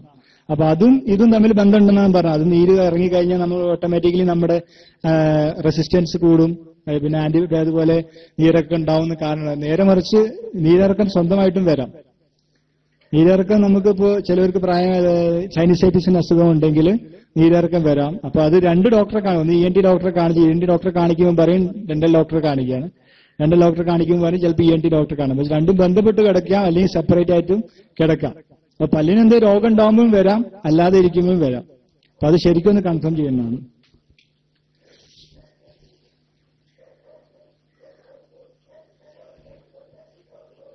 ഇത് പല്ല് നഷ്ടപ്പെട്ട് കഴിഞ്ഞാൽ നമുക്ക് ഫിക്സ്ഡ് ആയിട്ടുള്ള പല്ല് വെക്കുന്ന ഒരു പ്രക്രിയയാണ്. ഇത് നമുക്കിവിടെ പല്ലില്ലെങ്കിൽ ഫിക്സ്ഡ് ആയിട്ട്, അപ്പൊ ചിലവർക്ക് ഊരിയെടുത്തേക്കുന്ന പല്ല് ഇല്ല, റിമൂവബിൾ ഡെഞ്ചർ നമുക്ക് വെക്കാം. ഫിക്സ്ഡ് ആയിട്ടുള്ള പല്ല് വെക്കുന്ന പറഞ്ഞാല് ഇവിടെ പല്ലില്ലെങ്കിൽ ഈ പല്ലും നമ്മൾ ചെറുതായിട്ട് ഗ്രൈൻഡ് ഇതാകിയിട്ട് അതിന്റെ മൂന്നാമത്തെ ഒരു പല്ല് വെച്ചാൽ അത് ഫിക്സ്ഡ് ആയിട്ട് അത് സിമെന്റ് ചെയ്ത് പെർമനന്റ് ആയിട്ട് നമുക്ക് ഉപയോഗിക്കാവുന്നതാണ്. പല്ലിന്റെ അതേ കളറുള്ളതും അല്ല സ്റ്റീലായിട്ടുള്ള ഉപയോഗിക്കാം. ഇതൊരു എക്സാമ്പിൾ ആണ്. ഇത് ചികിത്സ ചെയ്യുന്നതിന് മുമ്പുള്ളതാണ്, ചികിത്സ ചെയ്ത് കഴിഞ്ഞ ശേഷമുള്ളതാണ്. ഇങ്ങനെയൊക്കെ നോക്കിയാൽ നമുക്ക് കൂടുതൽ നമ്മുടെ ദന്ത ആരോഗ്യം വർദ്ധിപ്പിക്കാൻ സാധിക്കും. ഇനി ഞാൻ പറയുന്നത്, ഞാൻ ഒരു ആന്റി ടൊബാക്കോ കൗൺസിലിംഗ് മെമ്പറാണ്. അപ്പോൾ പുകയിലുമായി ബന്ധപ്പെട്ടുള്ള ചില ഫാക്ട്സ് അല്ലെങ്കിൽ കാര്യങ്ങളാണ്. ഒരു 5 മിനിറ്റ് പറയും. നമുക്ക് എല്ലാവർക്കും അറിയാം പുകയില എന്താണെന്ന്, അല്ലെ? നേരത്തെ പറഞ്ഞ പോലെ മാഗിയിൽ ലെഡ് ഉണ്ടെന്ന് കാനഡ നിരോധിച്ചു, പക്ഷെ പുകയില ഇതുവരെ നിരോധിച്ചിട്ടില്ല. അതെന്തുകൊണ്ടായിരിക്കും? ആർക്കെങ്കിലും പറയാൻ പറ്റുമോ? അത് വളരെ അതെ, ടാക്സ് കൂടുതൽ കിട്ടുന്ന, പിന്നെ ഇതൊക്കെ ഒരു മാഫിയ ലോബിയാണ്. അതിൽ ഗവൺമെന്റിലും മറ്റുള്ളവർക്കും ഒക്കെ നല്ല ടാക്സും അതുപോലെ കുറെ ബെനിഫിറ്റ്സ് കിട്ടുന്ന ഒരു പ്രൊഡക്റ്റാണ് ഈ ടൊബാക്കോ അല്ലെങ്കിൽ പുകയില. അപ്പോ അത് ഉണ്ടാക്കുന്ന ചില രോഗങ്ങൾ നമുക്ക് നോക്കാം. ഇതൊക്കെ നമ്മൾ കോളേജുകളിലും ഇവിടെയൊക്കെ സ്ഥിരമായി കണ്ടുവരുന്ന ഒരു ലീഷനാണ്, അതൊരു രോഗമാണ്. ഇതൊക്കെ പുകയില ഉൽപ്പന്നം കൊണ്ട് മാത്രം ഉണ്ടാണ്. ഇതിന്റെ ചെറിയ ബോധവൽക്കരണം കൂടി നടത്താനാണ് ഞാൻ ഈ സ്ലൈഡ് ഇട്ടിട്ടുള്ളത്. ഇതൊക്കെ ഇത് നമ്മുടെ വായ്ക്ക് മാത്രമല്ല, ശരീരത്തിന്റെ എല്ലാ ഭാഗങ്ങൾക്കും ഇത് കേടാണ്. അപ്പൊ ഇതിൽ ചില കണ്ടന്റ്സ്, മെയിൻ ആയിട്ടുള്ള കണ്ടന്റ്സ് പുകയിൽ ഞാൻ പറയാം. First butyne. ബ്യൂട്ടൈൻ എന്ന് പറഞ്ഞാല് നമ്മള് ലൈറ്റർ ഇല്ല, കത്തിക്കുന്ന ലൈറ്റർ ഇല്ല, അതിലുള്ള സാധനമാണ് ആ ബ്യൂട്ടൈൻ, ആ ലിക്വിഡ്. അത് ഇതിൽ വളരെ അധികം ഉണ്ട് പുകയിൽ. പിന്നെ വരുന്നത് കാഡ്മിയം, നമ്മളെ ബാറ്ററീസിൽ ഉപയോഗിക്കുന്ന കാഡ്മിയം, അതും പുകയിലുണ്ട്. അതുപോലെ സ്റ്റെറിക് ആസിഡ്, നമ്മളെ മെഴുകുതിരിയിൽ ഉപയോഗിക്കുന്ന ആസിഡാണ്, അതും അതിലുണ്ട്, ധാരാളമുണ്ട്. ഇതൊക്കെ കണ്ടെത്തി, ഇനിയും കണ്ടെത്താത്ത പല കോമ്പോണൻസും പുകയിലുണ്ട്. അതുപോലെ എക്സമീൻ, അതും ലൈറ്ററിൽ ഉപയോഗിക്കുന്നതാണ്. ടൊലീൻ, അതുപോലെ ഇൻഡസ്ട്രിയൽ ഫാക്ടറിയിൽ ഉപയോഗിക്കുന്ന ഒരു ആസിഡാണ്. നിക്കോട്ടിൻ. നിക്കോട്ടിൻ എന്ന് പറഞ്ഞാൽ ഒരു ഇൻസെക്ടിസൈഡാണ്, പ്രാണികളെ കൊല്ലാൻ ഉപയോഗിക്കുന്ന ഒരു രാസപദാർത്ഥമാണ് നിക്കോട്ടിൻ. അതാണ് അധികം കൂടുതലും കണ്ടുവരുന്നത്. നമുക്ക് സിഗരറ്റ് വലിച്ചു തള്ളി കഴിഞ്ഞാൽ, പുകയില ഉപയോഗിച്ച് കഴിഞ്ഞാൽ വീണ്ടും വലിക്കാൻ ടെൻഡൻസി ചെയ്യുന്ന ഒരു കോമ്പൗണ്ടാണ് നിക്കോട്ടിൻ. അതുപോലെ അമോണിയ അറിയാം, നമ്മൾ ബാത്റൂമിൽ കഴുകാൻ ഉപയോഗിക്കുന്ന സാധനമാണ് അമോണിയ. അതുപോലെ പെയിന്റിൽ ഉപയോഗിക്കുന്ന പല രാസപദാർത്ഥങ്ങളും, നമ്മളെ പെട്രോളിലും ഡീസലിലും ഒക്കെ കണ്ടുവരുന്ന വേറെ രാസപദാർത്ഥങ്ങൾ, കാർബൺ മോണോക്സൈഡ്, അർസനിക്, പോയിസൺ, അതായത് മീഥേൻ, അസറ്റിക് ആസിഡ്, എല്ലാം ഇതിൽ കണ്ടെത്തിയ സാധനങ്ങളാണ്. മെയിനായിട്ട് നമ്മൾ പൊതുവായിട്ട് ഉപയോഗിക്കുന്ന കാര്യങ്ങൾ ചില കമ്പൗണ്ടുകളിലാണ് ഇത് പറയുന്നത്. അല്ലാത്ത 3000 മേലെ ഇങ്ങനത്തെ രാസപദാർത്ഥങ്ങൾ ഉണ്ടെന്നാണ് റിസർച്ചേഴ്സ് കാണുന്നത്. എന്നിട്ടും നമ്മൾ അത് ഉപയോഗിക്കുകയാണ്. അതിന് എസ്പെഷ്യലി നമ്മൾ പുകയില ചവയ്ക്കുന്നത്, അത് വളരെയധികം അതായത് 3 ഇരട്ടി, സിഗരറ്റ് വലിക്കുന്നതിന് 3 ഇരട്ടി കൂടുതൽ ദോഷം വരുത്തുന്നതാണ്. അപ്പൊ അതൊക്കെ ഒന്ന് നിങ്ങൾക്ക് പറഞ്ഞു തരാൻ കൂടി വേണ്ടിയാണ് ഞാൻ ഈ സ്ലൈഡ് ഇവിടെ ഇട്ട്. ഇതെന്താന്ന് പറയാൻ പറ്റുമോ? രണ്ടും ഒരേ സാധനം. ഇത് നമ്മളെ ലെങ്സാണ്. ഇത് ഒരു നോർമൽ ഒരാളുടെ ലെങ്സ് പോസ്റ്റ്മോർട്ടം കഴിഞ്ഞ് എടുത്താൽ നോർമൽ ഒരു അത്യാവശ്യം പ്രായം ഒരു 60-65 ആയാലും, നേരെ മറിച്ച് ഒരു 30 വയസ്സുകാരന്റെ സിഗരറ്റ് വലിക്കുന്ന 30 വയസ്സുകാരന്റെ ലെങ്സാണ് അത്. അപ്പോ ഇതൊക്കെ നമ്മളെ മറ്റുള്ള ശരീരം മെയിനായിട്ട് ബാധിക്കുന്നത് നമ്മുടെ ലെങ്സിനെയാണ്. അപ്പൊ നമ്മൾ വലിക്കുന്ന, എനിക്ക് ഇതുവരെ സിഗരറ്റ് വലിച്ചു 60-70 വയസ്സ് വരെ വലിച്ചു, എനിക്ക് ഇതുവരെ ഒരു പ്രശ്നമില്ല. അവരെ ലെങ്സ് ഒന്ന് പരിശോധിച്ച് കഴിഞ്ഞാൽ, ബയോപ്സിക്ക് അയച്ചു കഴിഞ്ഞാൽ അറിയാം അതിന്റെ ഇപ്പോഴത്തെ അവസ്ഥ. അപ്പോ അതും വളരെയധികം ശ്രദ്ധിക്കേണ്ടതാണ്. ഇത് ചെറിയൊരു വീഡിയോ ആണ്, എങ്ങനെയാണ് നമ്മുടെ ശ്വാസകോശം പിന്നെ സിഗരറ്റും അത് പുകയിലുമായി ബന്ധപ്പെട്ട് കിടക്കുന്നത്. ഇത് ആൽവിയോളൈ എന്ന് പറയും, ലങ്സിലെ ആൽവിയോളൈ, അതാണ് നമ്മുടെ ഓക്സിജൻ എടുക്കുന്നത്, ശ്വസിക്കുന്ന ഓക്സിജൻ എടുത്തിട്ട് ശരീരത്തിന്റെ എല്ലാ ഭാഗങ്ങളും സപ്ലൈ ചെയ്യുന്ന ഈ ആൽവിയോളൈ. ചെറിയ മുന്തിരി പോലെയുള്ള സാധനങ്ങളാണ്, മൈക്രോസ്കോപ്പിൽ കണ്ടാൽ അറിയാം, മുന്തിരി കൊലയുടെ പോലെയുള്ള സാധനങ്ങളാണ്. അതാണ് വലിച്ചെടുത്തിട്ട് നമ്മുടെ ശരീരത്തിന്റെ മിക്കതിലും. അപ്പൊ ഈ പുകയാണ് ഓക്സിജന്റെ പകരം വലിച്ചെടുക്കുന്നത്. നമ്മൾ സാധാ ശ്വസിക്കുന്ന പുകയിന്റെ പറഞ്ഞ ഇത് കണ്ടോ, ഇതിന്റെ വ്യത്യാസം കണ്ടോ, അതിന്റെ ഡാർക്ക്നെസ് മറ്റേതൊക്കെ മാറി വരുന്നതാണ്. അപ്പൊ ഇത് ഒരു സിഗരറ്റ് വലിക്കുമ്പോൾ പിന്നെ രണ്ടാമത് വലിക്കുമ്പോൾ ഇതൊക്കെ ഡെപ്പോസിറ്റ് ചെയ്യാണ്. പിന്നെ നമുക്ക് ശ്വാസം വലിക്കുമ്പോൾ അതിനെ റിജക്ട് ചെയ്യും. അങ്ങനെയാണ് പല രോഗങ്ങളും വരുന്നത്. പിന്നെ ഇത് ഹാർട്ടിൽ എന്താ ഉണ്ടാക്കുന്നതെന്ന് വെച്ചാൽ, ഹാർട്ടിലെ പമ്പിങ് ഇത് നമ്മുടെ ഹൃദയമാണ്. ഹൃദയത്തിലുള്ള ബ്ലഡ് വെസൽസ്, അതായത് ബ്ലഡ് സെൽസ് ആണ്, റെഡ് ബ്ലഡ് സെൽസ് എന്ന് പറയും. അതിന്റെ ഹീമോഗ്ലോബിൻ ആണ് നമ്മുടെ ശരീരത്തിൽ ഓക്സിജൻ എത്തിക്കുന്നത്. പലർക്കും വരെ അറിയാം അല്ലെ, ഹീമോഗ്ലോബിൻ. അപ്പൊ ഹീമോഗ്ലോബിനുമായി ബന്ധപ്പെട്ട് ഹീമോഗ്ലോബിൻ ഈ കാർബൺ നമ്മൾ എടുക്കുന്ന ഈ രാസപദാർത്ഥങ്ങളാണ് സപ്ലൈ ചെയ്യുന്നത്. അപ്പൊ നമ്മൾ നമ്മുടെ ശരീരത്തിൽ തന്നെ ഇല്ലാണ്ടാക്കുകയാണ്. നമ്മൾ മാഗിയെയും മറ്റു നെസ്ലിനെയും കുറ്റം പറയേണ്ട ആവശ്യമില്ല അല്ലെ. അതിൽ ലെഡ് എന്നുള്ള കാര്യത്തിൽ നമ്മളത് നിരോധിക്കുക വരുമ്പോൾ ഇത് മഹാരോഗങ്ങൾ ഉണ്ടാക്കുന്ന ഒരു പ്രൊഡക്റ്റാണ് ഈ പുകയില. അപ്പൊ അതിനെതിരെ ഒരു നമ്മളെല്ലാവരും സംയുക്തമായിട്ട് ഒരു ബോധവൽക്കരണം കുട്ടികൾക്കും മറ്റുള്ളവർക്കും പറഞ്ഞു കൊടുക്കാൻ ഞാൻ അപേക്ഷിക്കുകയാണ്. അതെന്ന് വെച്ചാൽ നമ്മളെ സമൂഹത്തെ കാർന്നു നിന്ന ഒന്നാണ് ഈ പുകയില. കൂടുതൽ വല്ല സംശയം ഉണ്ടെങ്കിൽ ചോദിക്കാം പുകയിലുമായി ബന്ധപ്പെട്ട്.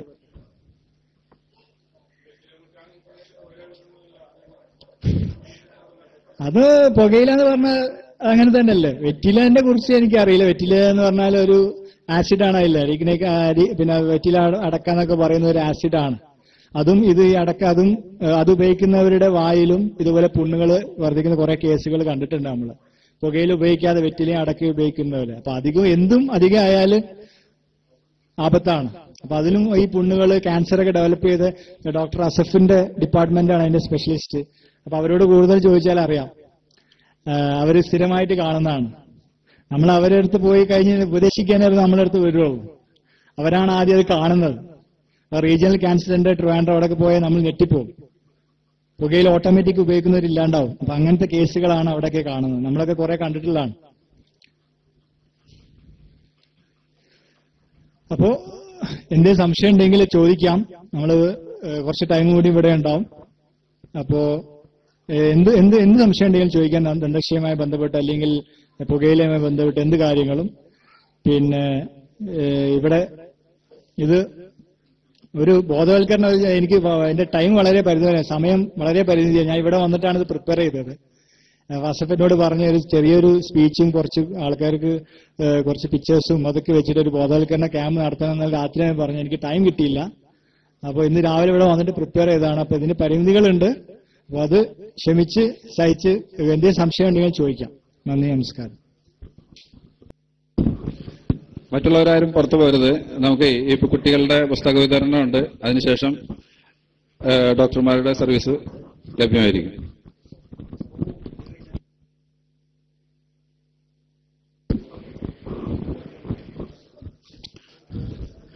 ഒരു പ്രധാന കാര്യം വിട്ടുപോയി. നമ്മുടെ ഈ പ്രോഗ്രാം ഓൺലൈനായിട്ട് കൊടുക്കുന്ന നമ്മുടെ ഷാനവാസ് ഭായിനെ പ്രത്യേകം അനുമോദിക്കുകയാണ്. നമ്മുടെ കഴിഞ്ഞ പരിപാടിയും അദ്ദേഹം തന്നെയാണ് ഓൺലൈനായിട്ട് എടുത്തുകൊണ്ടിരിക്കുന്നത്. ഇപ്പൊ ഈ പരിപാടി ഒരുപാട് ആളുകൾ വീക്ഷിച്ചുകൊണ്ടിരിക്കുകയാണ്, വിദേശ രാജ്യങ്ങളിലും മറ്റും. അപ്പൊ അദ്ദേഹം അത് വളരെ ആത്മാർത്ഥമായി നമുക്ക് വേണ്ടി ഇപ്പൊ രണ്ടാമത്തെ പ്രാവശ്യമാണ് സഹകരിക്കുന്നത്. അദ്ദേഹത്തെ വളരെ ആദരവോടുകൂടി നമ്മൾ സ്വാഗതം ചെയ്യുന്നു. ഡോക്ടർമാരുടെ പരിശോധന 5 മിനിറ്റിനകം തുടങ്ങുന്നതായിരിക്കും. ആ 5 മിനിറ്റ് സമയത്തും കൊണ്ട് പാവപ്പെട്ട ഒരു 30ഓളം വിദ്യാർത്ഥികൾക്ക് ഈ വർഷത്തെ സ്കൂൾ പഠനം നടത്തുന്നതിന് വേണ്ടിയിട്ടുള്ള പഠനോപകരണങ്ങൾ, ഒരു ബാഗ്, 10 പുസ്തകം, ഒരു കുട, പിന്നെ പെൻസിൽ, പേന, സ്കെയില് അങ്ങനെ തുടങ്ങിയ സാധനങ്ങളൊക്കെ കൊടുക്കുന്ന ഒരു പൗച്ച്, ഇതെല്ലാം കൂടിയിട്ടാണ് കൊടുക്കുന്നത്. ഇത് വളരെയധികം ബുദ്ധിമുട്ടി UAE ചാപ്റ്റർ ദുബായിൽ നിന്ന് സംഘടിപ്പിച്ച് ഇവിടെ കൊടുക്കാൻ വേണ്ടിയിട്ട് ഏൽപ്പിച്ചിട്ടുള്ളതാണ്. എല്ലാ വിഭാഗം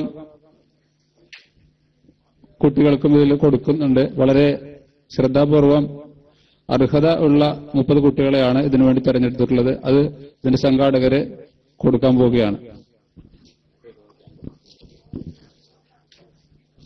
ഇതിന്റെ വിതരണത്തിന് വേണ്ടി ദേവാ സെന്ററിന്റെ ഉപദേഷ്ടാവ് രക്ഷാധികാരി കൂടിയായ അബ്ദുൽ ഹാജി അവരെ ആദരപൂർവ്വം ക്ഷണിക്കുകയാണ്.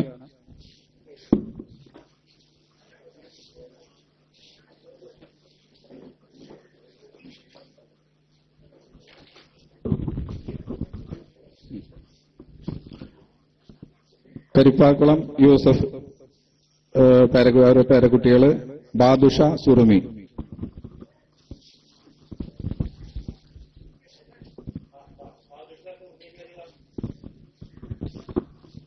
ഈ സംരംഭം കഴിഞ്ഞ വർഷം നമ്മൾ ചെറിയ തോതിൽ നടത്തിയിട്ടുണ്ടായിരുന്നു. ഈ വർഷം ഇത്ര ആയിട്ടുണ്ട്. വരും വർഷങ്ങളിൽ ഇതിനേക്കാൾ ഉപരിയായി കൊടുക്കാൻ മഹാനായ അല്ലാഹു സുബ്ഹാനഹു വ തആല തൗഫീഖ് ചെയ്ത് അനുഗ്രഹിക്കുമാറാകട്ടെ എന്ന പ്രാർത്ഥനയോടുകൂടി തുടങ്ങുകയാണ്. ബിസ്മില്ലാഹിർ റഹ്മാനിർ റഹീം. അല്ലാഹു അക്ബർ, അല്ലാഹു അക്ബർ, അല്ലാഹു അക്ബർ.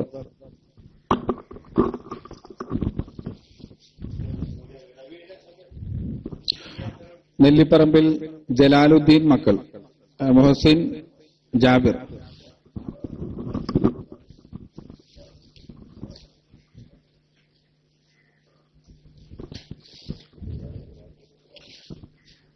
അടുത്തത് കറുപ്പം വീട്ടിൽ സുലൈമാൻ മകൻ.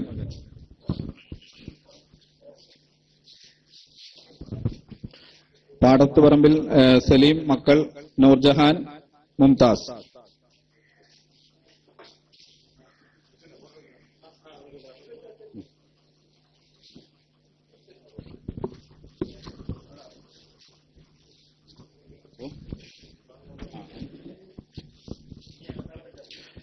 മുടവൻകാട്ടിൽ സിദ്ദീഖ് മക്കൾ രണ്ടുപേരുണ്ട്.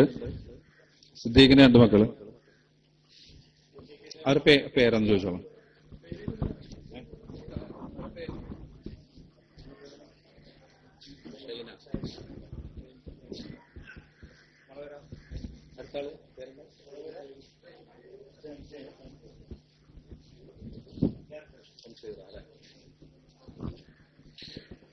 മുടവൻകാട്ടിൽ റഷീദ് മക്കൾ രണ്ടുപേര്. സലീമോ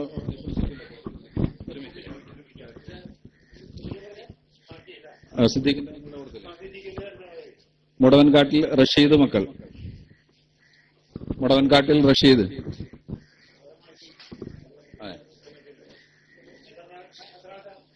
രണ്ടുപേര്. അതായത് ആരാണ്?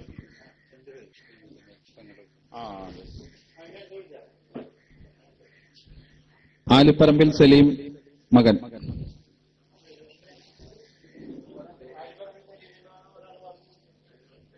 പേര് ചോദിക്കും. പേര് പറയൂ. ഷിഫാദ്. ഷിഫാദ്.